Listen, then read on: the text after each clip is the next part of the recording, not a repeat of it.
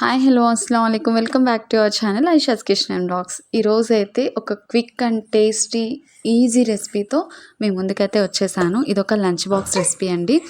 Morning హడావుడిగా తొందర ఏం వంట కానప్పుడు ఇలా చేసుకుంటే టేస్ట్ ఉంటుంది, టైంకి టైం కూడా సేవ్ అవుతుంది. మరి వచ్చేయండి, ఎందుకు ఆలస్యం. ఫస్ట్ అయితే ఉడకబెట్టిన రైస్ తీసుకున్నాను. మనం మామూలు తినడానికి రైస్ వండుకుంటాం కదా, అదే రైస్లో మీకు కావాల్సినంత క్వాంటిటీ తీసుకొని మన టేస్ట్కి సరిపడా ఉప్పు కారం వేసుకొని బాగా చేత్తో కానీ స్పూన్తో కానీ కలిపి పక్కన పెట్టేసుకోవాలన్నమాట. స్పైసీనెస్ అనేది కొంచెం మీరు అడ్జస్ట్ చేసుకొని వేసుకోండి, మీ స్పైసీనెస్కి తగ్గట్టు. చూసారు కదా, ఇలా మొత్తం ఒకసారి బాగా కలిపేసుకొని పక్కన పెట్టేయాలి. దాని తర్వాత ఒక వెడల్పాటి బాండి పెట్టేసుకొని ఒక 3 to 4 టేబుల్ స్పూన్స్ ఆయిల్ వేసుకోవాలి. నేనైతే 1/2 kg రైస్ది చూపిస్తున్నాను. ఒక 3 to 4 టేబుల్ స్పూన్స్ ఆయిల్ వేసుకున్న తర్వాత దానిలో కొంచెం జీలకర్ర, కొంచెం పోపు దినుసులు, ఆ తర్వాత కొన్ని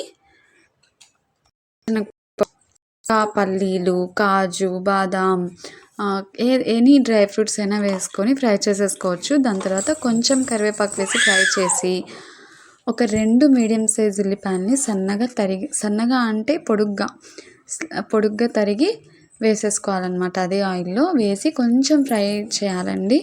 ఎక్కువ కలర్ చేంజ్ అవ్వనవసరం లేదు, బట్ సాఫ్ట్ అనేది అవ్వాలన్నమాట ఆనియన్. ఇలానే ఫ్రై చేసుకుంటూ ఉండాలి.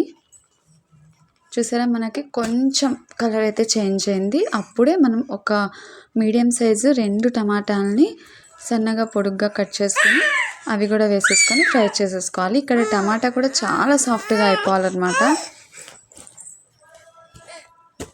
స్పూన్తో స్మాష్ చేసుకుంటూ టమాటాని కూడా సాఫ్ట్గా ఉడికించుకోవాలి. ఈ స్టేజ్లో ఉన్నప్పుడు మనం టమాటాకి ఆనియన్కి కొంచెం సాల్ట్ యాడ్ చేయండి, తొందరగా కుక్ అవుతుంది. ప్లస్ ఆ టమాటా ఆనియన్ అనేది సాల్టీ కొంచెం ఉప్పు అనేది ఉంటుంది. దాని తర్వాత ఒక 1/2 స్పూన్ పసుపు యాడ్ చేసుకోవాలి.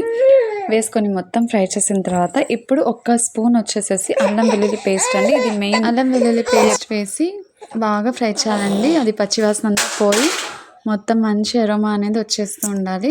దాని తర్వాత దీనిలోనే 1 స్పూన్ వచ్చేసేసి చికెన్ మసాలా వేసుకోండి. వేసి కొంచెం బాగా ఫ్రై చేసేయాలి. మనకు అదంతా పేస్ట్ మొత్తం ఉల్లిపాయలు టమాటా మొత్తం సాఫ్ట్గా అయిపోవాలన్నమాట. చాలా సాఫ్ట్గా అయిపోవాలి. చూస్తున్నారు కదా, అంత సాఫ్ట్గా అయిపోవాలి.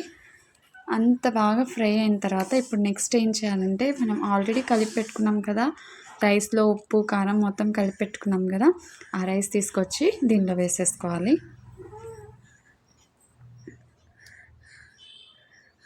వేసేసిన తర్వాత ఇంకొంచెం చికెన్ మసాలాని 1/2 స్పూన్ దాకా దాంట్లో పైనుంచి చల్లేసి మొత్తం ఆ సాఫ్ట్ అయిన పేస్ట్, రైస్, ఈ పౌడర్స్ మొత్తం కలిసిపోయాలండి. బాగా కలిసేలాగా మంచిగా కలిపేయాలి.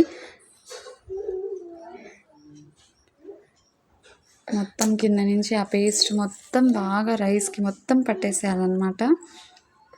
చూసారా, అలా కలుపుకుంటూ ఉండాలి. కలుపుకొని ఒక 2 minutes మూత పెట్టి కానీ లేదా అలానే వదిలేస్తే మనకి మంచి టేస్టీ అండ్